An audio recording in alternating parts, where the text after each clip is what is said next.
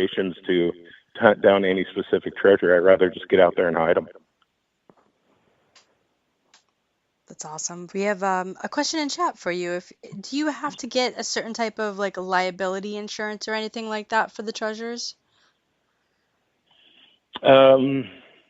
You're talking about for us personally, or for the person going to look for it? I think it would be for you personally. No, there's no liability insurances needed for that. Yeah. No, and we have plenty of company insurance anyway, so if anything were to happen, we'd be fine. And then, so what is some of the types of things that you are hiding to be found? Are you allowed to share that? Oh, sure. On the videos, you'll see the exact treasure that we're hiding. We'll open up the box. We'll show you exactly what's in it. Obviously, we're not going to show you exactly where it is, but you'll see everything that's going to be in it. In the range of treasures that we currently have hidden, there's gold bullion, there's silver bullion, there's shipwreck silver, there's ingots and all sorts of hard metals. We throw gems in when we have them. Say we're coming up a little light in the treasure box, and there's not as much gold or silver in the box as we want, we'll pull out $100 bills and throw it in the box. So there's always going to be decent value to it, but we try to keep it to precious metals and gems for the most part. We've toyed around with the idea of putting some experiences in there, like you find a treasure and here's some gold and silver, and by the way, a voucher to go skydiving, that kind of thing. That's cool. Fun. But currently, there's none of those out there. I'm sure they will be coming in the future. Awesome. Now, how many did you say are currently out there, still waiting for people to find? There's 7 currently out there, and there'll be an 8th by the end of this week. Fantastic. Wow. Now, it's just so fun. It's fun. It's I was going to say an adult treasure hunt, but it can be a family. Go out with your friends and search for it. And it sounds really fun. So would they need a metal detector to find these, or are some of them pretty much just in a nice little hiding place? If they follow the clues, they can find it. So I will say it this way. Is a metal detector ever going to hurt you? Probably not. Do you need one? You absolutely don't. Everywhere we hide stuff, you will have to do zero digging. We never, ever, ever bury things. So you'll need no tools to go with you. You don't need mountaineering cleats. You don't need belay ropes. It's nothing crazy like that. In the most recent video that's about to go up in another week or so, you'll see we literally hid that one wearing shorts and flip-flops. Yeah. So you're not going to need any special equipment. The forest is vast enough to where there's plenty of places to hide it where you don't have to harm yourself to get to it. And we tend to hide treasures in those places. Very neat. And wow. These treasures, so can they be all across the U.S.? They can be anywhere in the United States. The key to that is it has to be on public lands. Unless at some point we specifically state that this one is on private land or et cetera, every one of them is going to be on public lands.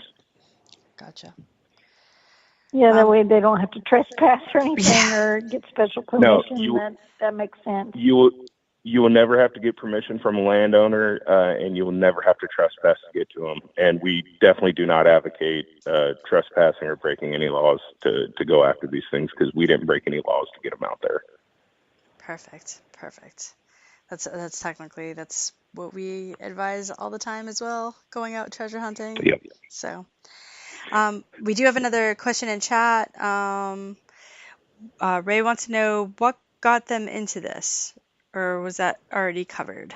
No, I don't think it was. So what got you into it entirely? Well, so both Scott and I have a love for the outdoors. We both have a love for nature. We both happen to live about as far away from a city as you could possibly get into the wilderness. And we're really blessed in the business opportunities we've taken up on the remote, beautiful parts of the country he takes us to. And we constantly say more people need to see this. They need to get out of their normal routines of their normal weeks, and they need to take a little drive, and they need to go share this beauty with people that they love. That is the entire point of all of this treasure hunt, is to get people outside with their families, with their kids, with their friends. Like I said, meet people on the internet, random strangers, and go out and hunt these treasures, because even if you don't find the treasure, you're going to have an absolutely fantastic time in an absolutely beautiful area. And that's the whole point of all of this. So yes, you did cover that, because getting out in nature. Yep. Right. So we had a question in chat, I think. It says, what do they do if it's accidentally found by someone with no knowledge of the hunt? Do they have contact info in the boxes or anything like that? Yeah, so in every treasure there is contact info, and we have had one person find a treasure accidentally, so they just had a really, really good afternoon out on that hike. And they, because they weren't actually out after the treasure hunt, inside the box it asks you to please notify us that you found the treasure so we can make other people aware, and if you wouldn't mind taking a picture of yourself with the treasure. That particular fella did find the treasure, did not want his picture taken, but did notify us that he had found it. So not only that, but if an extended amount of time goes by, we go back out and verify treasures are still there. So that's smart. We're always trying to make sure that the lists are updated. We don't need people out there hunting for things that aren't there. We want to be completely transparent with it. So we go check on them periodically if we've heard nothing from them. That's actually, we're hiding an additional treasure this week, and we're going to go check on one of the legacy ones this week. So. Okay. And by legacy, you mean that was pre-COVID, correct? Correct. So they've been out there 4 years. Okay. All right. Well, about how many treasures do you plan on having at one time being out? So you've got 7 right currently, about to plant another one, 8. What would be like the most you think you would ever have out hidden at one time? That's going to completely depend on how good the hunters are, because we're going to put out at least one treasure a month. Oh, wow. Forever, right? So the plan would be one treasure a month and then one really big treasure a year. And it just depends on how quickly they get found.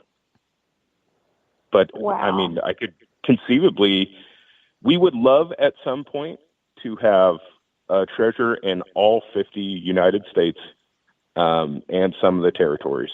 I think would be a fantastic goal to reach. I have a feeling people are going to find them quicker than we can accomplish that. So hopefully it's a goal we can always chase. You'd have to be traveling, I guess, to a different state every month. Oh, that is not a problem in our lifestyle.